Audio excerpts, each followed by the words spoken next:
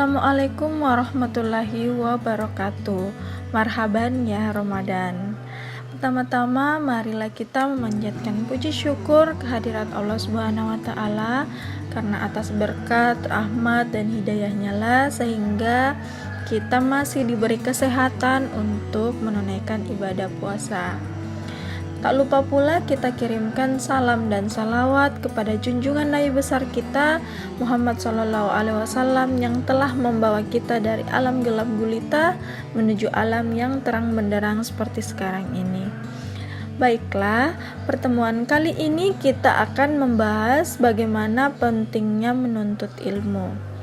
Langsung saja yang pertama, kewajiban menuntut ilmu. Dalam hadis riwayat Ibnu Majah mengatakan menuntut ilmu terutama agama itu wajib bagi setiap muslim. Jadi menuntut ilmu itu sama juga dengan belajar. Di sini menuntut ilmu atau belajar itu adalah kewajiban setiap orang Islam, baik itu laki-laki maupun perempuan. Hal ini menandakan bahwa agama Islam tidak membedakan hak dan kewajiban manusia karena jenis kelaminnya. Mau itu laki-laki maupun perempuan itu wajib untuk menuntut ilmu atau belajar.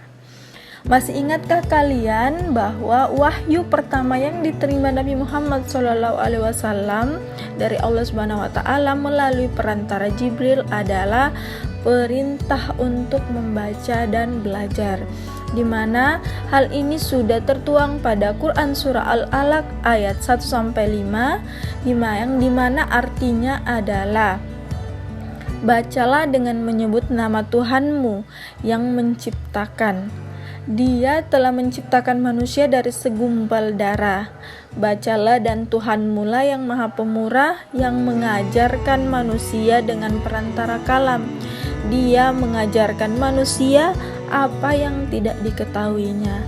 Itulah wahyu pertama di mana perintah untuk membaca atau belajar. Selanjutnya setelah kewajiban menuntut ilmu ada hukum menuntut ilmu. Hukum menuntut ilmu itu ada dua, ada fardu kifayah dan ada fardu ain. Fardu kifayah ini berlaku untuk ilmu-ilmu yang harus ada di kalangan umat Islam, sebagaimana juga dimiliki dan dikuasai oleh golongan kafir. Jadi ilmu fardu kifayah ini adalah ilmu yang tidak hanya dimiliki oleh umat Islam tetapi dimiliki juga oleh golongan kafir, seperti yang kita ketahui sekarang ilmu kedokteran, perindustrian, ilmu falak, ilmu eksakta dan lain-lain.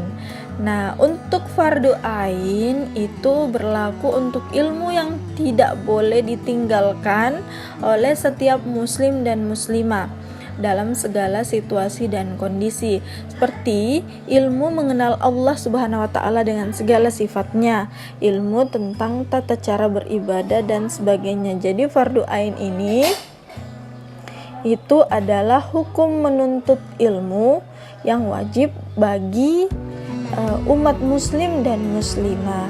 Selain hukum menuntut ilmu, ada juga keutamaan orang yang menuntut ilmu. Jadi orang-orang yang menuntut ilmu itu mempunyai keutamaan atau telah dijanjikan oleh Allah Subhanahu wa taala jika dia menuntut ilmu atau belajar.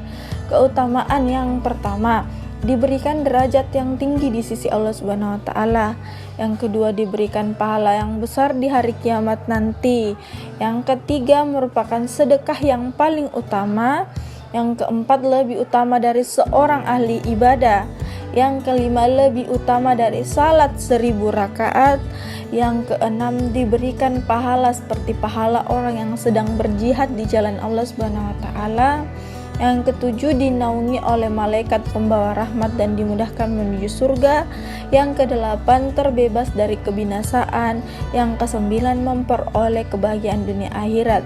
Ini sebagian dari keutamaan orang yang menuntut ilmu. Masih banyak lagi keutamaan orang yang menuntut ilmu. Jadi kalian yang mau mendapatkan keutamaan ini, maka tuntutlah ilmu kalian, belajarlah dengan sungguh-sungguh. selain keutamaan orang yang menuntut ilmu, kita juga harus mengetahui ayat Al-Quran yang terkait dengan menuntut ilmu, di mana pada Quran surah At-Taubah pada ayat 122 tentang semangat menuntut ilmu dan menyampaikan kepada orang lain, yang dimana artinya tidak sepatutnya bagi mukminin itu pergi semuanya ke medan perang. Mengapa tidak pergi dari tiap-tiap golongan di antara mereka beberapa orang untuk memperdalam pengetahuan mereka tentang agama dan untuk memberi peringatan kepada kaumnya apabila mereka telah kembali kepadanya, supaya mereka itu dapat menjaga dirinya. Itu arti dari Quran surah At-Taubah terkait semangat menuntut ilmu dan menyampaikan kepada orang lain pada ayat 122. Nah, mari kita jelaskan kandungan dari Quran surah At-Taubah ayat 122 ini. Jadi dalam ayat ini Allah Subhanahu wa taala menerangkan bahwa tidak perlu semua orang mukmin berangkat ke medan perang bila peperangan itu dapat dilakukan oleh sebagian kaum muslimin saja, tetapi harus ada pembagian tugas dalam masyarakat. Sebagian berangkat ke medan perang dan sebagiannya lagi bertekun menuntut ilmu dan mendalami ilmu-ilmu agama Islam, agar supaya ajaran-ajaran agama itu dapat diajarkan kembali secara merata dan dakwah dapat dilakukan dengan cara yang lebih efektif dan bermanfaat, serta kecerdasan umat Islam itu dapat ditingkatkan. Nah, selain Quran surah At-Taubah terdapat juga hadis, di mana hadis tentang kewajiban menuntut ilmu. Ini lebih lengkapnya terkait kewajiban menuntut ilmu. Jadi Rasulullah Shallallahu Alaihi Wasallam telah bersabda, menuntut ilmu itu adalah wajib bagi setiap muslim, dan orang yang meletakkan ilmu kepada orang yang bukan ahlinya atau orang yang enggan untuk menerima dan orang yang menertawakan ilmu agama, seperti orang yang mengalungi beberapa babi dengan beberapa permata dan emas. Itu tentang hadis yang dikeluarkan oleh hadis riwayat Ibnu Majah terkait kewajiban menuntut ilmu.